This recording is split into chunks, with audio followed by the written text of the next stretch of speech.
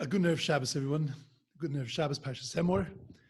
Parshas Emor is this week's parsha, and next week, of course, is Lag BaOmer, Monday night, Tuesday. And keep posted to your mail to see exactly what kind of program we have planned. A fantastic program for Lag BaOmer. At 8 o'clock at night on Monday night, we'll have a bit of a concert, little kumzitz. My sister-in-law and my nephew will be playing and singing, and it should be a beautiful time together, sitting around a bonfire, celebrating Lag BaOmer. But exactly what is Lag BaOmer? What is it that we're celebrating? So we know that in Lag BaOmer we're celebrating, really commemorating two personalities on that day, Rabbi Akiva and Rabbi Shimon Bar Yochai. Rabbi Akiva was one of the greatest teachers of Torah in the Jewish people, in the history of the Jewish people. Rabbi Akiva had 24,000 students. The 24,000 students died in between Pesach and Shavuos, and they stopped dying on Lag BaOmer. On Lag BaOmer was the last day of the death of students, according to most opinions, and therefore it becomes like a quasi-holiday. Why that becomes a holiday is a little difficult. We'll understand that in a few minutes. The other personality that we celebrate on that day is the yahrzeit of Rabbi Shimon Bar Yochai, one of the students of Rabbi Akiva. Rabbi Shimon Bar Yochai died on that day. He had spent 13 years in a cave, 12 years. He came out for a year and then came out and then went back in for a year. And he spent 13 years in a cave. And in the cave, all he was doing was learning Torah, he and his son, running away from the Romans. And during that time, he was able to compose the Zohar, be able to compose the very essence, the essential text of Kabbalah, of the deeper understanding, the esoteric understanding of the Torah. What exactly, though, is that holiday of Lag BaOmer? What is it that we're celebrating about these two personalities? So let's take a look at the parsha. So the parsha begins with the commandment to the Kohanim, that Emor el Kohanim, that they have to keep on a certain level of kedusha. They can't touch dead bodies. They can't become impure to a dead body. Going to funerals is very limited for them because they have to remain on a level of purity. The end of the parsha is about the Mekalel. The end of the parsha is about the cursor, the blasphemer, the one who couldn't find a place in the Jewish people. His father wasn't Jewish, his mother was. The only union like that happened in Mitzrayim, that happened in Egypt. He thought that he was from the tribe of Dan. Then he found out one day, shockingly, that he wasn't from the tribe of Dan. And it disturbed him tremendously, and he ended up blaspheming against God. That's an interesting bookends, that in the beginning it starts with Kedusha, with holiness, and it ends with this terrible story about the Mekalel, the cursor, the blasphemer of God, the one who desecrated God's name, and in the end, he was killed. So what's the connection between the beginning and the end of the parsha? So I'll tell you an amazing thing. When the Torah tells the Kohanim that they have to remain pure, the reason why the Torah is telling the Kohanim that they have to remain pure is because what the Torah is telling them is as follows. You know, we spend a lot of time on our past. As Jews, we're always commemorating back, we're always looking backwards. We're always looking at the things that were, Tisha B'Av, Holocaust Memorial Day, things that are painful for us, all of the Yomim Tovim, all of the holidays. All of our time we seem to be spending looking backwards. But the truth is, if that's where we stay, then we become cowards. We lose courage. We become filled with fear because it's always about what happened in the past. The reason why we look at the past is not to dwell on the past, not to stay focused on the past. But we look at the past so that we can inform our future and that we can figure where to go from here, what to do from here, how to make our future into a better place. That's the whole concept of tshuva. The whole concept of tshuva is not looking at the past and wallowing in the past, in the things that we've done. Chatasi, avisi, pashaiti, I did something wrong. My past is no good, but now look at what I'm going to be in the future. Kabbalah alo asid, an acceptance on the future. I'm going to be something amazing in the future. I'm going to take that past, take the energy of the past, take the mistakes of the past, and I'm going to turn that into something magnificent. Look how the parsha begins. The parsha begins by telling us, don't become tamei, don't become impure. What is tumas hames? What is the dead becoming impure by touching a dead body? It's a dead body is all about the past. A dead body is all past. It's all of what he was, not what he's going to be, because he's not going to be anything. He's done amazing things in his past. He's left us with an incredible legacy. We can carry on the future, but not him. That's one of the reasons why when we go to a cemetery, we put stones on the matzeva, we put stones on the monument. Because the statement that we're making as stones is really, each stone commemorates really starting a future, continuing on the legacy. That one stone represents finality, death. But then every little stone that we put on, we say that, you know what? We're going to keep that person going. We're going to keep that person alive. His legacy is going to continue. But he himself is only past, no future. God turns to the Kohen and says to the Kohen, stay away from that. Because you can't live in the past. You need to look towards the future. And it's not only true for the Kohanim, it's true for all of us. Tumah was not a desirable place for us to be. Impurity was not the place that we wanted to wallow. Because spiritually, we didn't want to stay in the past. God wants us to look at the future. Look at the Megadev. Look at the fellow who was cursing. The fellow who was cursing, he was all focused on his past. He was focused on where he came from. He thought he came from the tribe of Dan. That got shaken up. And he looked at it now and he had no idea who he was. He had no idea where to go. Relax, buddy. They'll decide. They'll give you a spot in Klal Yisrael. You won't be lost. And your future is going to be amazing. But he couldn't look to the future. He could only look to the past. The beginning and the end of the parsha teach us, don't wallow in the past. Don't wallow in what was. Look at changing and moving to the future. Look at what is going to be, because what is going to be magnificent and amazing. And you can make that happen. And that is Rabbi Akiva. Rabbi Akiva at the age of 40 wakes up and realizes that he knows absolutely nothing. And he looks at himself and he says, what am I? And if he would have focused on his past, he would have been angry at everybody who he blamed for getting himself to that place of being an Emor, an ignoramus, somebody who hated rabbis, who was totally not connected. But instead, he looked at it and he said, how can I change this? And how can I look into the future?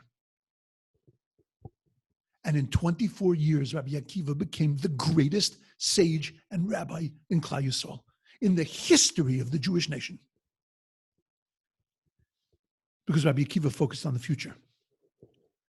At the end of his life, Rabbi Akiva is standing on top of a mountain after the destruction of the temple. And he's there with his colleagues overlooking the place where the temple once stood. And he sees a destroyed place. The temple is plowed under like a field. Rabbi Akiva's colleagues are crying, they're bawling, they remember the beauty of the temple and look what it is now. And Rabbi Akiva's laughing. And Rabbi Akiva looks at them and says, what are you crying for? You're crying because you're looking at the past. You remember the temple is the way it was. I'm laughing because I'm looking at it and I'm looking at the future. And I'm seeing a vision of where we're going to be, of where we're going, of what this is going to look like, of where this is going to get us. Akiva nichamtanu, Akiva nichamtanu, Akiva, you've comforted us. Because it's about the future. And in truth, Rabbi Akiva had 12,000 pairs of students that died from Pesach to Shavuos. They stopped dying on Lag BaOmer. And what happened on Lag BaOmer? That was when Rabbi Akiva decided he's starting another yeshiva. And he takes 5 students and he goes south and he starts a new yeshiva. Every single thing that we have, Rabbi Meir, Rabbi Yehuda, Rabbi Yossi, Rabbi Shimon ben Yochai, Rabbi Elazar ben Shamua, every single thing that we have today, every bit of Torah that we have emanated from those 5 students. Because Rabbi Akiva said, I'm not looking in the past. I'm looking towards the future. He dusted himself off and he moved forward And that's a reason to celebrate. Rabbi Shimon Bar Yochai goes into a cave 12 years, comes out of the cave. He can't look at the world. The world is just a different place for him. It's a spiritual place, and he sees people living a physical life. He doesn't know how to integrate himself in the world. Goes into the cave, back into the cave for another year. And he comes out, and he dusts himself off, and he says, what was, but let's see if we can build a future. And Rabbi Shimon Bar Yochai builds the most amazing future. He looks around. He figures how he can help. He does things for other people. And he builds an incredible life without wallowing in the past. That's an amazing thing. That's what happened to us after the Holocaust. That's why we're in the place that we're in now. Because we didn't just wallow in the past. We got stuck there for a little bit. But then we started to build on top of the ashes. If we would have succumbed to the despair, then there would be no Torah today. There would be no life as we know it today. No vibrant Jewish life in America and countries around the world. No vibrant Jewish life in Artseinu HaKadosh in this holy land.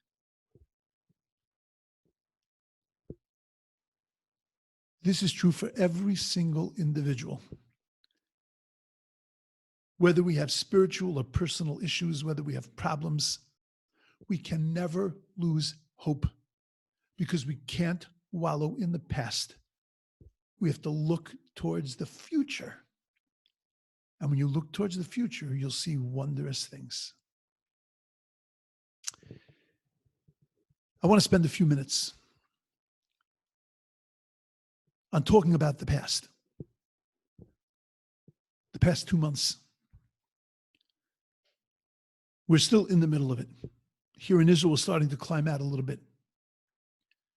But we could easily wallow on the past. How Pesach wasn't Pesach. How this school year wasn't the school year.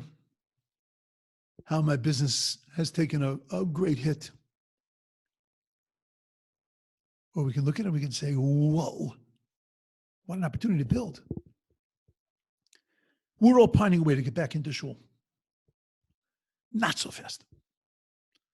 When the government tells us it's okay, when the doctors tell us it's okay, when our Gedolei Torah tell us it's okay, that's when we'll come back. And if it takes a little time, it'll take a little time. But it'll give us time to prepare for the future. Because when we come back to shul, we can't come back the same way. We can't come back with the same talking. We can't come back with the telephones in shul. We can't come back with the same, with Lashon Hara being spoken in a Makom Kaddish. We can't come back the same way. It's got to be different. We can't just look to the past and say, we want it to be the way it was. We got to look to the future. And we got to say, it's going to be so amazing because it's going to be different. Because it's going to be fresh and new. We still need some time to prepare for that. I know that there are many people that are very antsy. There are many people that are very, very excited about the prospect, the chance of maybe that the governor will take phase 3 and put it into phase 2, and that synagogues will open. Just because he announces that synagogues open does not mean the congregation at that Yeshurun is going to open its doors. Rabbi Reich and I have constant conversations about when is the appropriate moment. We take our guidance from our rabbis. We take our guidance from our doctors. We take our guidance from the government. And we make a decision based on all of that. And when that right moment hits, it will open. It won't be the same. It won't be the past. But it's going to be what's going to take us to the future. That's Lag B'Omer. That's this week's parsha. That's the message we need to get into our heads. Don't wallow in the past. Take the past and use it to focus on the future. I wish everyone the holiest of Shabbos, the most beautiful of Shabbos, a Shabbos where we look towards the future, where we look forward. We take the experiences of the past and we use them to inform our future. It should be a most beautiful Shabbos. Sunday night, I just want to mention that every Sunday night, 8 o'clock, we get together on Zoom, my Zoom room, Rabbi Reich, myself. He and I schmooze. The people that show up schmooze. We talk. We talk about what's going on in Israel, what's going on in America. We talk about feelings. We talk about things we're experiencing, knowledge that we have. It's a chance for people to ask questions. We could call it a town hall meeting. It's really, we call it a social event. Bring your own coffee or bring your own booze, whatever you'd like to drink at 8 o'clock at night. Call it whatever you'd like, but it's a chance for the congregation to get together. Why not stop by this Sunday night? Sunday night, 8 o'clock. For me, it's 6 o'clock in the morning. No matter. I'm happy. I love seeing everybody. I love sitting and schmoozing. It's not as hard as you think. It's not as weird as you think. And then Monday night, join us for a little concert. Won't be long. It's 11 o'clock at night for my sister-in-law and my nephew, because it's 8 o'clock at night in San Diego, and they're on the East Coast. But it'll be a nice time. Be a good time to spend together. Get a little chance to look towards the future. Get a little chance to look at what's going to be. Have a wonderful, wonderful, wonderful Shabbos.